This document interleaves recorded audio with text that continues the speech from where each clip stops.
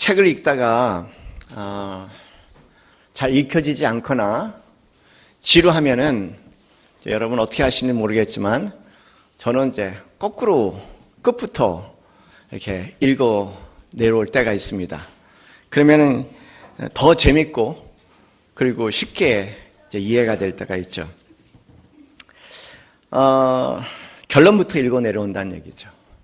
오늘 성경 말씀은 거꾸로 읽어내야지 잘 이해될 수 있는 말씀이죠. 순서대로 읽으면 정말 이해하기 힘든 말씀이 오늘 말씀입니다.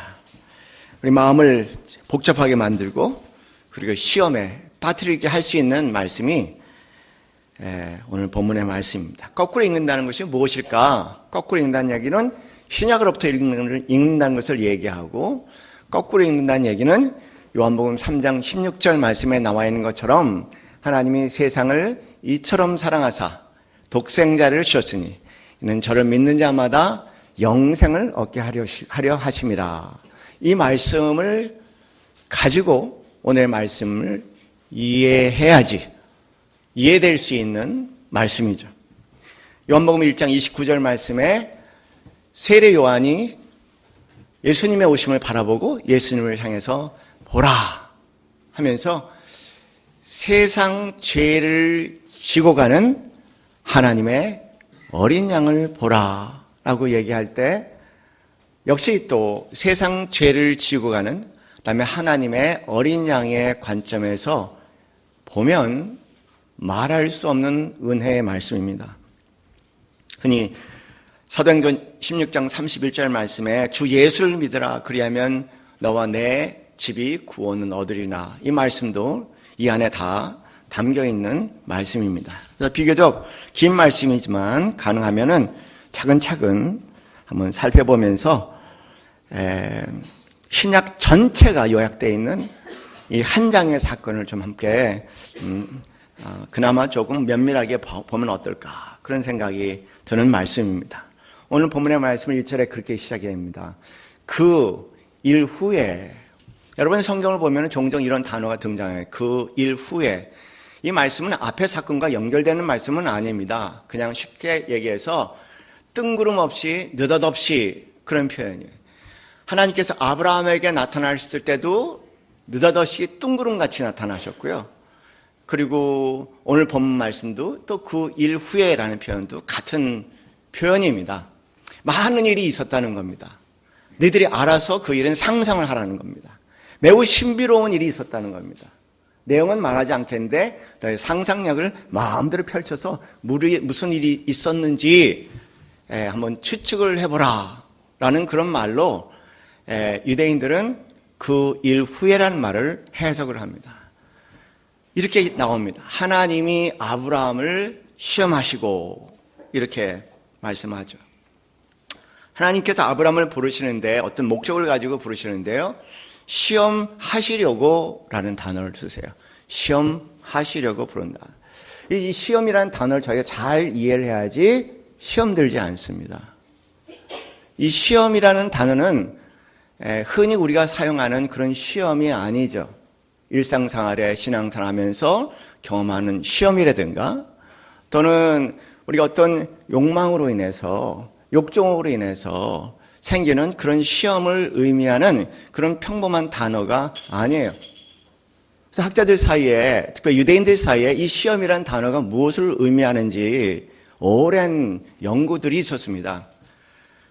원어에는 니사라는 단어로 되어 있는데 이 니사라는 단어의 비밀을 알기 시작한 것은 기원전 3세기에 이 히브리어로 쓰여 있는 구약이 당시에 최고의 문화였던 이 그리스 문화, 헬레니즘 문화의 언어로 번역되는 과정 가운데 이 니사라는 단어가 페라이조라는 단어로 번역이 됩니다. 흥미로운 것은 이 페라이조라는 단어가 어떤 의미를 갖고 있길래 니사가 페라이조로 해석이 됐냐는 겁니다. 당시 그리스 문화는 도시 중심의 문화였죠.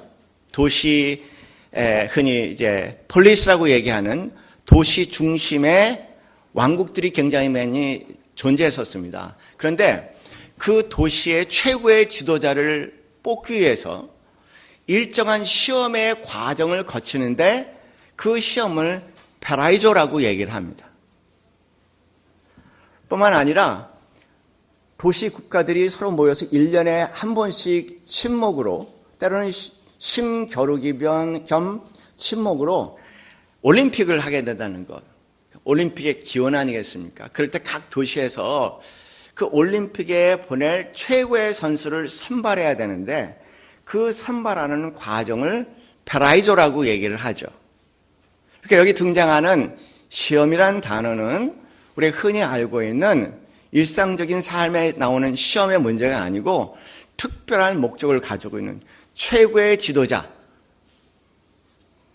선발하는, 어떻게 보면 이 지구상의 가장 최고의 지도자를 뽑아내는 일종의 시험 과정이라는 의미에서 시험이라는 단어입니다. 그런 목적을 가지시고 하나님께서 이제 아브라함 다가오셔서 아브라함아 부르시더니 아브라함이 그 아기를 이루고 내가 여기 있나이다 라는 유명한 표현을 또 쓰죠. 성경에 참 많이 등장하는 단어입니다. 이 내가 여기 있나이다 라는 단어, 여러분 아마 이 단어는 이사야서 6장 말씀, 하나님께서 내가 누굴 보내야 할까라고 얘기할 때 여러 과정을 거치면서 이사야가 내가 여기 있나이다 나를 보내소서라는 표현을 씁니다. 그래서 이 표현도 평범한 표현이 아니라 아주 특이한 표현인데, 이반은 다르게 얘기하면은 내가 준비가 됐습니다. 말씀하세요, 무엇이든지. 라는 내용을 담고 있는 더 특별한 의미죠. 그러니까 그 일 후에라고 표현 가운데 보면은 무슨 일이 있었는지는 모르겠지만 매우 신비로운 일이 하나님과 아브라함 사이에 있었고, 아브라함이 뭔가 하나님 보시기에도 준비되었는지 이제는 드디어 시험을 하시려고 그를 불렀고, 아브라함 준비된 마음으로 내가 여기 있나이다. 그런 특별한 표현이 여기 등장을 합니다. 그리고 2절 말씀은 여호와께서 이르시되 내 아들, 내 사랑하는 독자, 이렇게 얘기하세요. 이것도 우리 굉장히 익숙한 표현이죠. 내 아들, 내 사랑하는 독자. 예수님께서 공적 사역을 시작하기 전에, 시험을 받기 전에 세례 요한에게 세례를 받으실 때 하늘문이 열리고 그 다음에 하늘에서 음성이 들리는데 그 음성이 뭐였냐면 너는 내가 사랑하는 자요 내가 기뻐하는 자라는 바로 이 표현이 거기에 들어있습니다. 예수님께서 이제 마지막 시험을 거치셔야 돼요. 그 시험은 십자가의 시험입니다.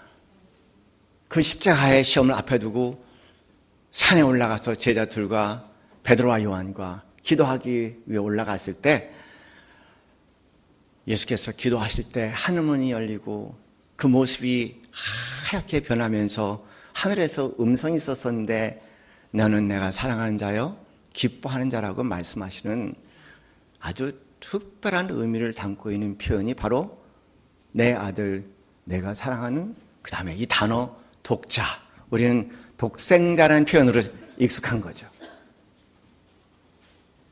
그 이삭을 데리고 모리아 땅으로 가라고 얘기합니다.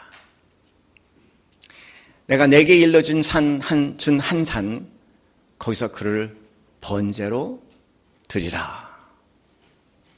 여러분, 이 번제라는 단어, 희생양을 얘기하죠. 인간의 죄를 대신 지고 인간을 위해서 희생당하는 그런 희생제물, 그렇게 얘기합니다. 이 번제에 대한 용어에 대해서 조금 달리 해석하면은 이 번제를 유대인들은 홀로코스트라고 얘기를 하죠. 여러분, 홀로코스트라는 단어 들어보셨죠? 유대인들이 2차 세계대전 때 그들이 집단 수용소에 가서 독일 히틀러와 그 무리의 그 죄악스러움으로 인해서 희생당할 때 그들은 그냥 그 장소를 홀로코스트라고 불렀습니다. 우리가 이런 집단 수용소에서 떼죽음을 당하는 것은 그냥 떼죽음을 당한 것이 아니라 인류의 죄를 대신 지고 우리가 간다는 특별한 의미를 가지고 있는 단어가 홀로코스트라는 단어예요. 뭔지 모르게 이 번제라는 단어 안에 그 의미가 듬뿍 담겨져 있지 않습니까? 그러나 이 번제라는 단어는 그냥 이삭 제물로서의 번제가 아니라 이 안에 너, 나, 우리 인류가 다 포함되어 있는 특별한 의미를 담고 있는 단어입니다. 번제로 드리라. 사사로운 희생물이 아니라는 겁니다.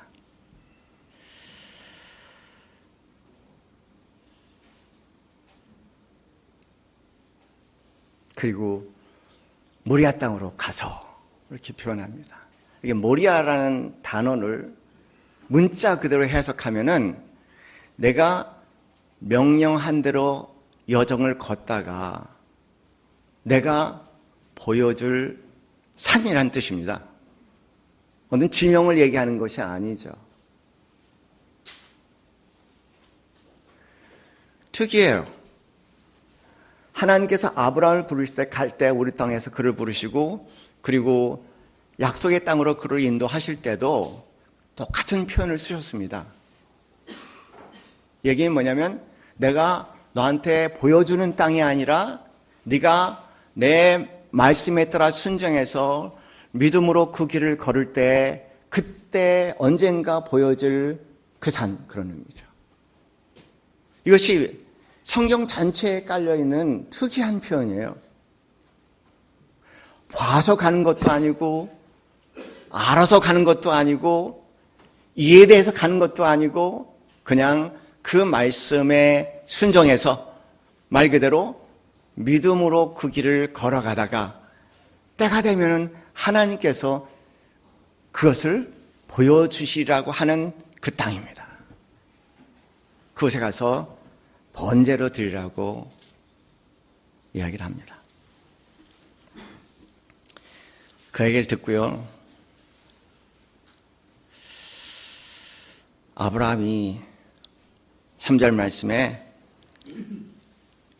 아침 일찍 일어났다 그렇게 기록을 합니다.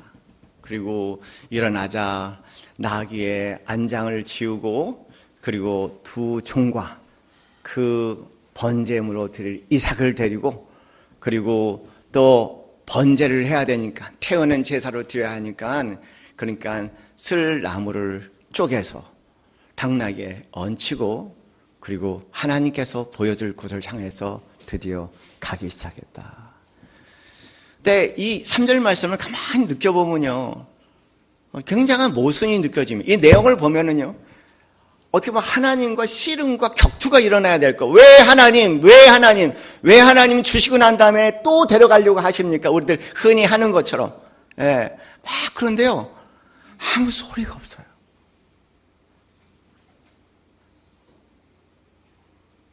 아무 소리가 없어요. 상상을 초월할 정도로 고요함과 침묵과 정적이 그게 꽉 안개같이 깔려있는 말씀이에요.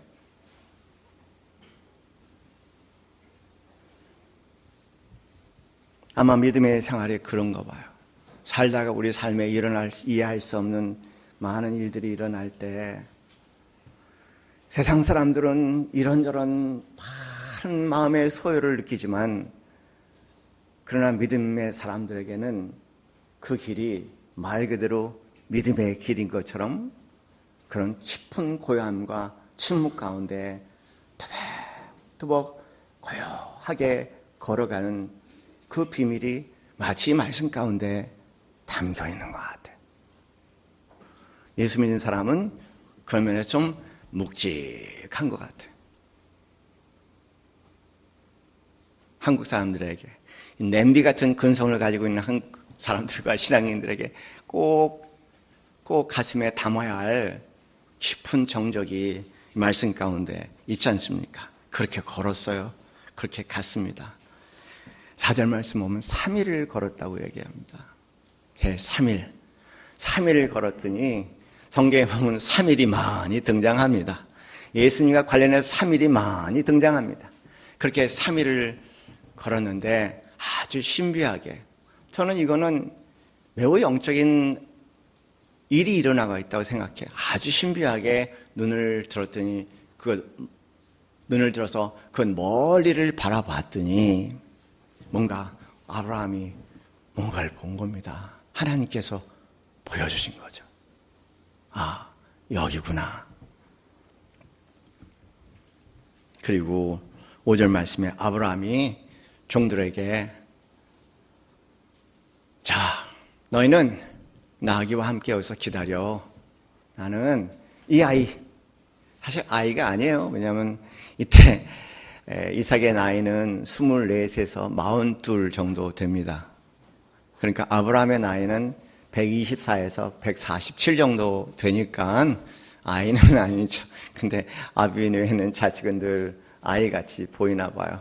그래서 내가 아이와 함께 저기 가서 예배하고 우리가 너희에게로 돌아오리라 라는 신비한 말을 또 하세요.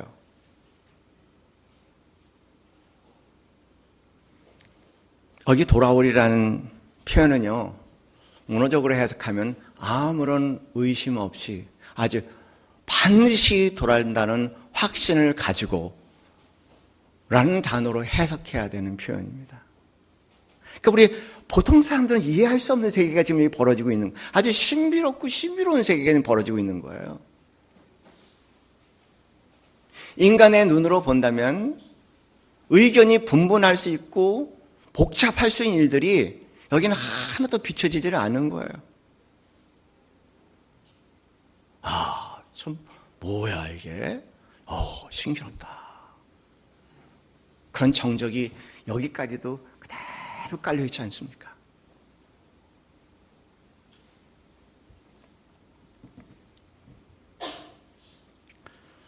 육 절은 이렇게 또 진행이 됩니다. 아브라함이 번제나무를 가져다가 당신이 지지 않고 그의 아들 이삭에게 지었다. 번제나무를 이삭에게 지었다. 그리고 자기는 뭐냐면 불 한 손에 칼을 한 손에 들고, 그 장면을 한번 상상해 보세요. 아버지는 그 아들을 죽일 칼을 들고 그리고 불을 들고, 아들은 자기가 자기를 태워버릴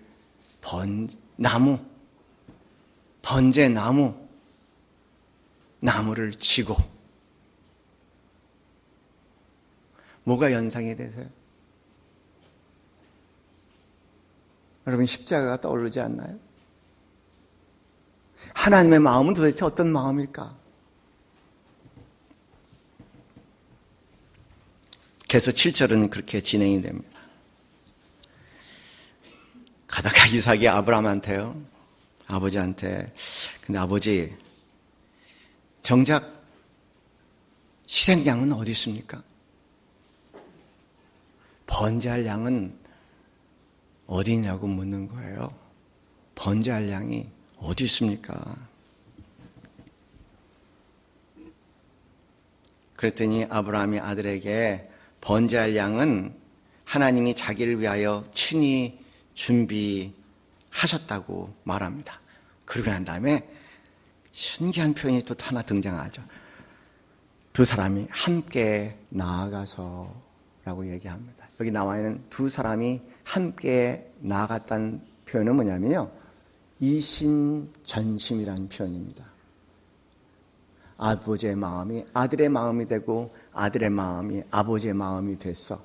이 얘기 뭐냐면 희생물로 번제물로 재려 드리는 아버지의 마음과 번제물이 되어야 할 아들의 마음과, 그리고 하나님께서 우리를 반드시 돌아오게 하시라는, 예배드리고 돌아오게 하시라는 아브라함의 확실한 마음과 번제물을 드려야 할 이삭의 확실한 마음이 여기에 함께 들어있는 거죠. 일치해서 영어로 매칭이라고 얘기합니다.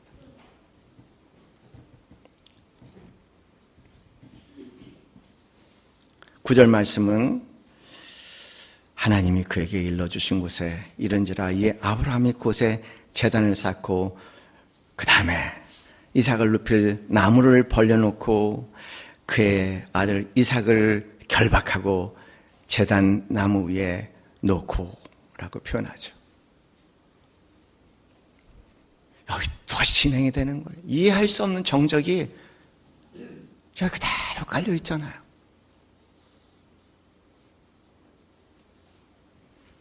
아까 말씀드린 것처럼 이삭의 나이가 아버지와 싸워서 이길 수 있는 나이예요. 자기를 묶고 그리고 나무 제단 위에 올려놓고 그래도 싸울 수 있는 나이고요. 칼을 들어도 그래도 아버지를 이길 수 있는 나이인데 이삭은 아주 고약하게 그것을 받아들이고 있습니다. 러시아의 출신의 유대인 화가 중에 샤갈이라는 사람이 있죠. 근데 이 샤갈이 이 장면을 너무 아름답게 묘사를 했어요. 한번 볼게요. 이게 이 그림이 오늘 이 창세기 22장 말씀을 그대로 영감을 받은 대로 그려낸 겁니다. 흥미로운 것은 아브라함이에요. 아브라함이 빨간색으로 되어 있어. 그리고 막 어떻게 보면 이삭이 피를 튀어야 되는데 아브라함이 피가 튀는 것 같아. 여기 빨간색이라는 것은 뭐냐면 고뇌, 근심, 걱정, 불안, 두려움 그리고 막 그냥 말 그대로 예수님께서 십자가에 골고다 상에서 막 기도하실 때 그렇게 땀방울이 핏방울이 됐던 그 고난의 고민의 흔적이 그대로 샤갈은 그것을 아브라함에게 비췄다는 겁니다. 사랑하는 성도님들, 하나님이 여러분과 나, 우리 인간의 죄를 대신해서 그의 독생자, 내가 사랑하는 아들이요 기뻐하는 아들이라고 얘기하는 예수 그리스도를 바칠 때 하나님의 마음을 샤갈이라는 사람은 이렇게 그려냈습니다. 요한복음 3장 16절 말씀에 하나님이 세상을 이처럼 사랑하사 독생자를 주셨으니 이는 저를 믿는 자마다 멸망치 않고 영생을 얻게 하려 하심일 때 하나님이 세상을 이처럼 사랑할 때 그분이 천지를 지으신 하나님이 마음이 여기에 담겨 있는 거죠.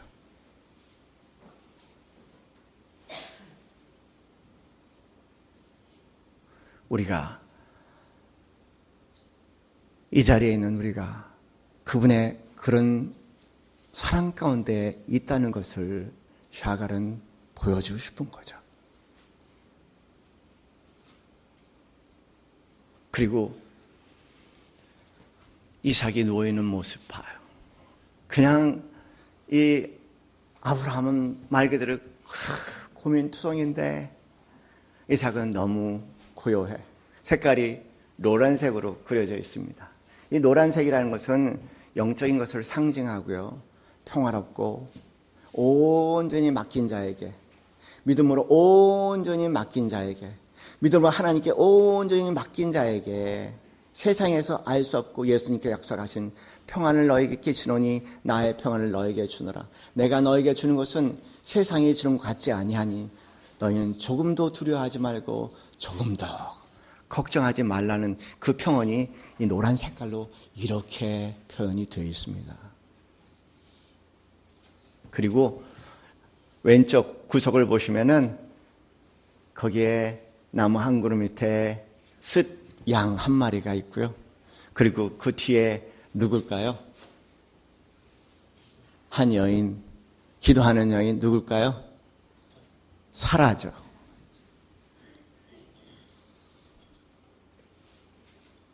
그렇게 표현이 돼 있죠. 그리고 본격적으로 오른쪽으로 여러분이 보시면은 오른쪽에 저 뒤에 맨 오른쪽에 어린아이를 무릎에 앉혀놓고 바라보는 그 여인은 마리아입니다. 그 어미의 예수를 십자가를 바라보는 그 아픔이 그대로 담겨 있어요. 여러분 상상이 되세요? 그 어미의 아픔이요. 그 하나님의 아픔이요. 여기는 이렇게 비춰져 있습니다. 그리고 예수님은 십자가에, 그리고 그 뒤에 손을 들고 할렐루야를 외치는 여인은 부활하신 예수 그리스도를 보고 기뻐서 막달라 마리아가 손을 들고 예수님의 제자들에게 뛰어가 부활하셨다, 부활하셨다 외치는 그 외침의 소리가 여기 이렇게 그려져 있습니다.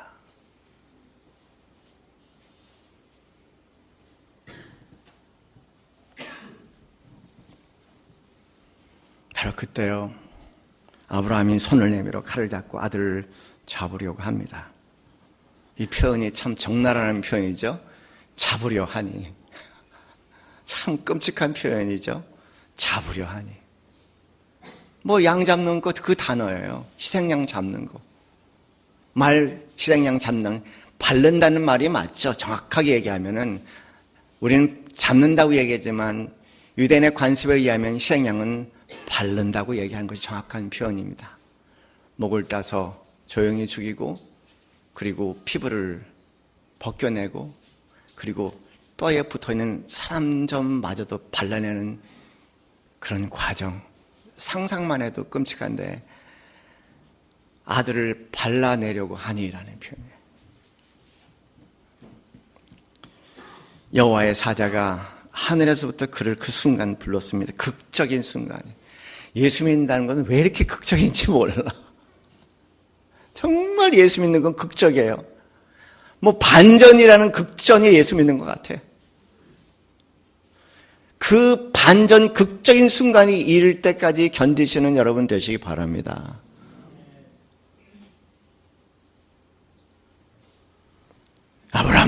아브라함아 급하시게 얘기하시면서 아브라함이 또 얘기합니다.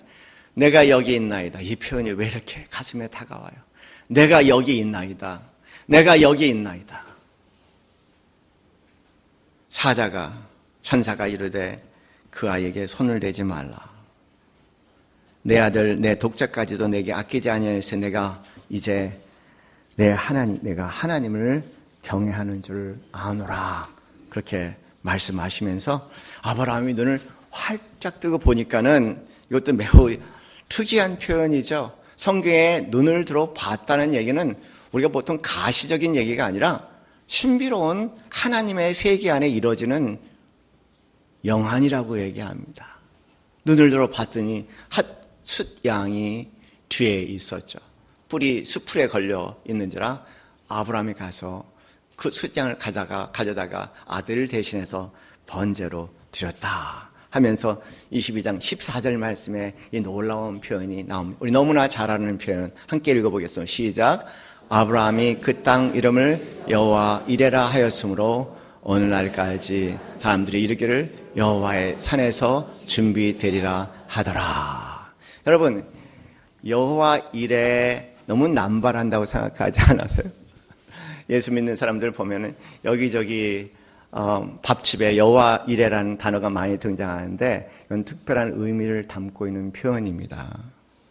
여호와 이레는 예수님을 향해서 하시는 말씀이에요. 누가 준비하셨다고요? 하나님이 준비하셨다. 그것이 여호와 이라는 단어라고 생각한다면 저희는 너무 의미도 있지만 너무 사적으로 사용하는 그런 표현이 아닐까. 그러나 여기에는 그런 사적의 의미보다는 예수 그리스도를 말하는 것입니다. 하나님께서 준비시켜 주셨다. 그리고 드디어 그 나머지 말씀을 보면은 아브라함의 약속이 완전히 완성되는 것을 얘기를 합니다. 다시 말해서 하나님께서 우리에게 약속하신 구원의 약속은 예수 그리스도를 통해서 하나님께서 준비하신, 인간이 준비한 번제물이 아니라 하나님께서 준비하신, 하나님만이 준비하신 하나님의 세상 죄를 지고 가는 어린 양으로만 구원의 약속이 완성된다는 것을 이미 이 구약 창세기 21장에 가득 담고 있죠. 그러니 이 말씀이 얼마나 신비한 말씀인지 몰라요. 이 뜻입니다. 이 전체가 우리에게 오늘 이 시간 하시는 말씀 딱 하나의 메시지예요. 구원은 오직 예수 그리스도로 말미암아, 그 얘기죠.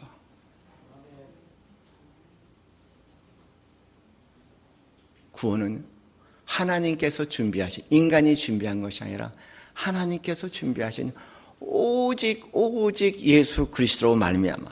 그래서 에베소 1장 29절 30절 말씀이 우리가 믿음으로 말미암아 은혜로 하나님의 자녀가 되는 권세를 얻었으니 이는 행위로가 아니라 하나님의 선물이라. 이는 누구도 자랑치 못하게 하려 하심이라.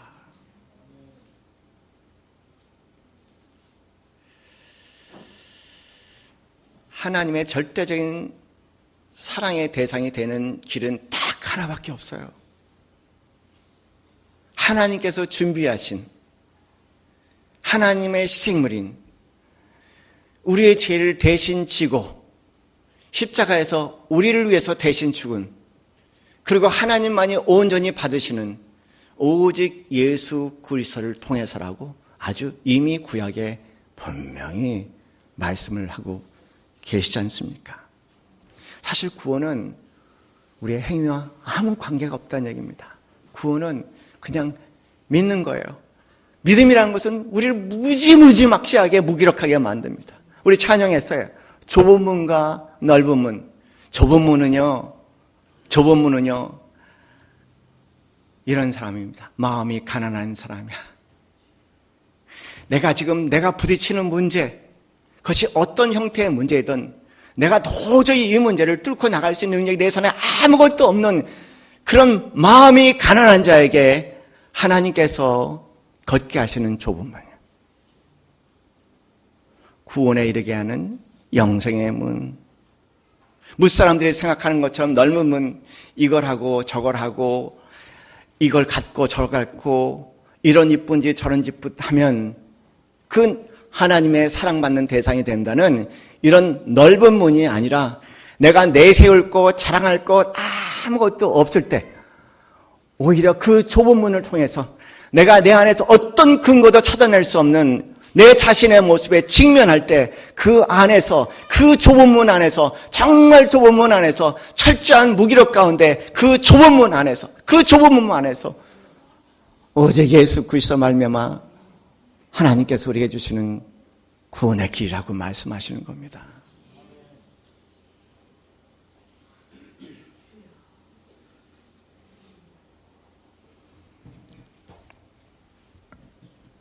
더 나아가서 구체적으로 얘기하면은 요한복음 1장 12절 말씀에 기록되어 있는 것처럼 영접하는 자, 그 이름을 믿는 자마다, 그렇게 얘기해요. 단순하게 영접하는 자, 그 이름을 믿는 자마다. 이게 그렇게 어려워.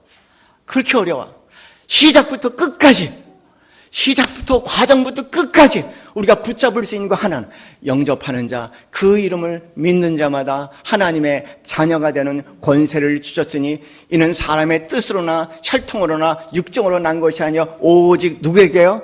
하나님께로부터 난 자라고 얘기하셨어요. 오직 하나님께로부터 난 자라고 얘기하셨어요. 할렐루야. 감사하죠, 그죠? 너무 감사합니다. 너무 감사하죠.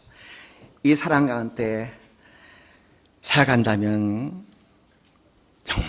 정말 복된 인생이에요. 정말 복된 인생 아닙니까?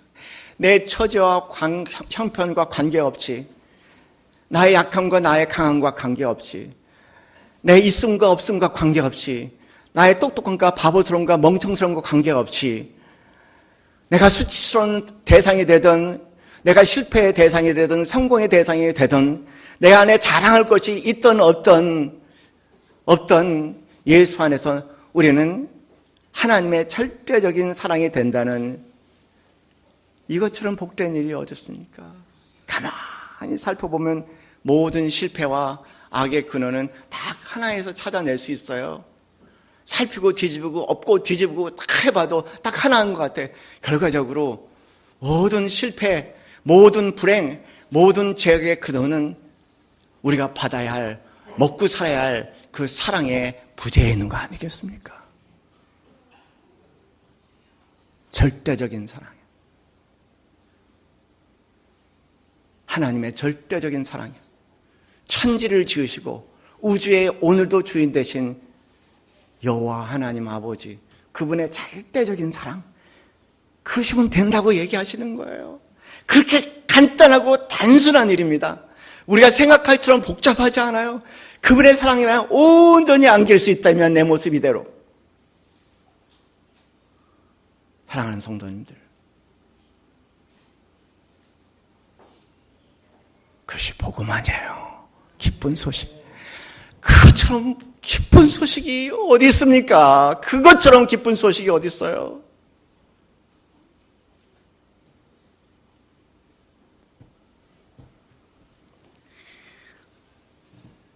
표류하는 자같이 방황하는 자같이 어디를 가나 눈치 보고 두려워할 수 있는 이유는, 두려워하는 이유는 저 사람이 나를 사랑할까 안 할까, 이 세상 사람들이 나를 사랑할까 안 할까, 그런 마음이 우리를 평생 거류민같이 이 땅에 살게 하는 것 같아. 그러나 오늘 땅에 살면서 만유의 주제이시고 천지를 지으신 여호와 하나님의 예수 그리스도를 향한 그분의 사랑 안에 뿌리를 굳게 내린다면 우리는 어디에나 내 집이 될 수 있지 않습니까? 내 집이 될 수 있는 당당함이 있지 않습니까?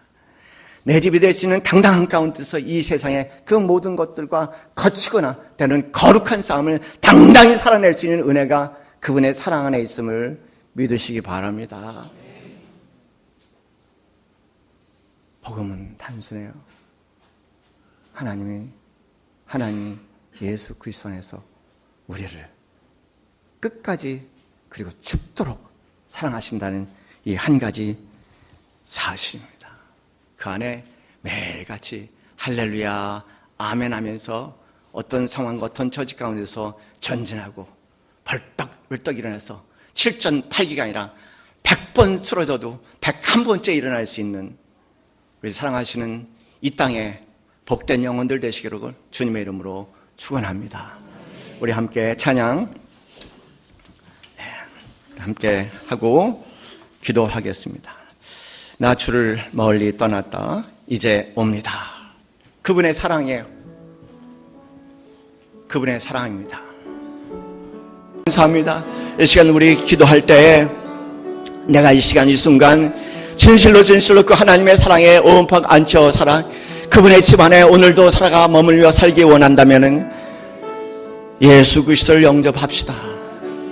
요한복음 1장 12절 말씀에 영접하는 자 그 이름을 믿는 자마다 하나님의 자녀가 되는 권세를 주겠다고 말씀하셨습니다.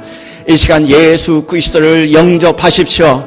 나는 죄인입니다. 나의 죄를 대신해서 예수 그리스도가 십자가에 못 박혀 죽으셨습니다. 나는 그것을 믿습니다. 하나님의 온전한 사랑을 믿습니다. 나의 형편과 처지에 관계없이 하나님께서 나를 사랑하신다는 사랑 가운데 그 집에 머물며 세상을 새롭게 살아가기를 원합니다. 새롭게 살아가기를 원합니다. 당당하게 살아가기를 원합니다. 당당하게 살아가기를 원합니다. 자신감 있게 살아가기를 원합니다. 이 시간 하나님 앞에 기도하는 시간 되기 바랍니다. 놀랍고 신비한 말씀, 하나님의 말씀, 인간이 지어낸 말씀이라 담을 수 없는 천지를 지으신 신비로운 하나님의 말씀, 아버지 하나님 그 말씀 안에 나를 사랑하시되 죽도록 사랑한다는 하나님의 말씀 안에 이제는 고개 숙여 무릎 꿇고 그 집안에 영원토록 거하는 자들 되게 하여 주시옵소서.